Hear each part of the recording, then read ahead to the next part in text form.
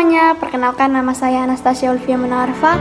Saya mahasiswa jurusan akuntansi di Universitas Samratulangi tahun 2024 dengan NIM 240611040031 dari kelas C1, dosen pengampu Dr.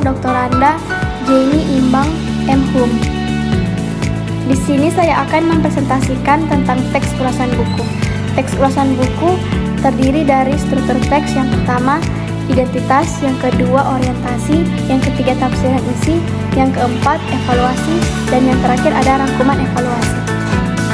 Struktur yang pertama, identitas, dengan judul buku Teori Akuntansi, penulis Dr. Andes Muskodim MBA AK, penerbit Ekonisia, Kampus Fakultas Ekonomi UII Yogyakarta, tahun penerbitan 2005 dengan jumlah halaman 194 halaman, bahasa yang digunakan bahasa Indonesia, warna sampul buku biru, merah, dan putih. Struktur yang kedua ada orientasi. Buku ini disusun dan diterbitkan untuk memberikan ilmu pengetahuan tentang teori akuntansi bagi orang-orang yang berminat untuk mempelajari akuntansi. Buku ini ditulis oleh Dr. Andes Muskodim MBA AK. Beliau adalah salah satu dosen senior di program studi akuntansi. Bergabung di UII pada tahun 1982, Muskodim menyelesaikan pendidikan S1 di Universitas Gadjah Mada dan pendidikan MBA di Edith Cowan University. Selain pendidikan formal yang ditempuhnya, ia juga mengikuti beberapa short course di luar negeri seperti Basic Management Program di Asian Institute of Management Filipina dan Leadership Program on Higher Education Management di University of Strathclyde, Inggris. Struktur teks yang ketiga membahas tentang tafsiran isi. Buku teori akuntansi ini disusun secara sederhana sehingga mudah dipahami dan diikuti oleh pembaca. Buku ini sangat berguna untuk menunjang metode kuliah dengan model diskusi. Selain menjadi buku ajar untuk mata kuliah teori akuntansi, buku ini juga bisa dijadikan referensi untuk mata kuliah seminar akuntansi dan akuntansi internasional. Pada buku teori akuntansi ini mencakup 13 bab, dimulai dari bab 1 yang menjelaskan sejarah dan pengertian akuntansi. Kemudian bab yang kedua menguraikan teori akuntansi. Bab yang ketiga tentang rerangka acuan konseptual. Bab yang keempat membahas tujuan akuntansi, sifat dan keterbatasan informasi akuntansi. Bab yang kelima konsep-konsep pengukuran. Bab yang keenam khusus membahas aktiva. Bab yang ketujuh konsep laba dan pengukurannya. Bab yang kedelapan uraian tentang pendapatan. Bab yang kesembilan beban. Bab yang ke-10 kewajiban. Bab yang ke-11 akuntansi biaya kini. Bab yang ke-12 exit value. Dan bab yang ke-13 price level accounting. Buku ini menjelaskan kerangka konseptual yang menjadi landasan dalam menjalankan praktik akuntansi. Ini membantu dalam memahami alasan dibalik setiap langkah keuangan yang dilakukan oleh individu maupun organisasi. Yang akan disampaikan berfokus pada perjalanan sejarah teori akuntansi.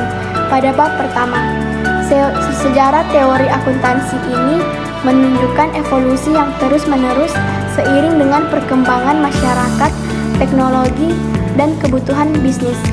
Hal ini mempengaruhi pemikiran dan aplikasi prinsip-prinsip akuntansi dalam berbagai konteks di zaman yang berbeda. Kita dapat memahami para tokoh, buku-buku, negara dan lembaga, organisasi, atau badan-badan yang berperan dalam pengembangan akuntansi.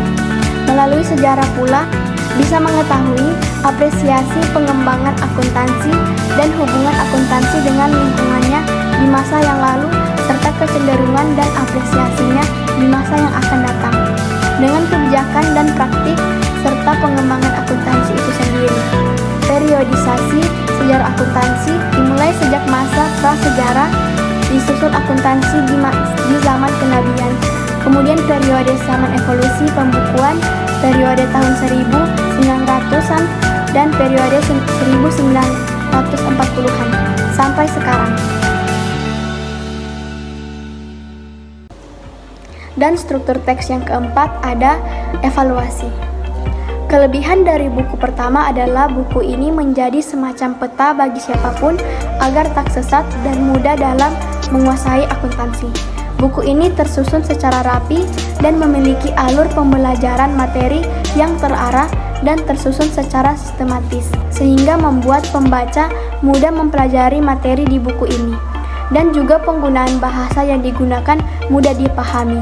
Sedangkan kelebihan buku kedua adalah tulisan yang mudah dibaca, dan buku kedua memberikan informasi secara terperinci dan lebih lengkap. Banyak sekali kelebihan yang ada di buku pertama, namun hal itu tidak menjauhkan buku ini dari kekurangan. Buku ini memiliki kekurangan seperti tulisan yang tiba-tiba menjadi tebal di halaman yang ketujuh, membuat tulisan di halaman itu menjadi tidak rapi. Sedangkan pada buku kedua memiliki kelemahan pada penulisan kata. Terdapat kesalahan dalam ejaan yang disebabkan oleh kesalahan pengetikan. Dan struktur teks yang terakhir ada rangkuman evaluasi.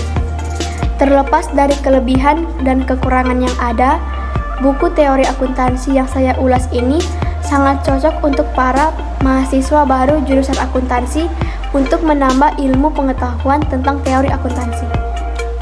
Sekian presentasi teks ulasan buku yang saya ulas. Terima kasih sudah menonton.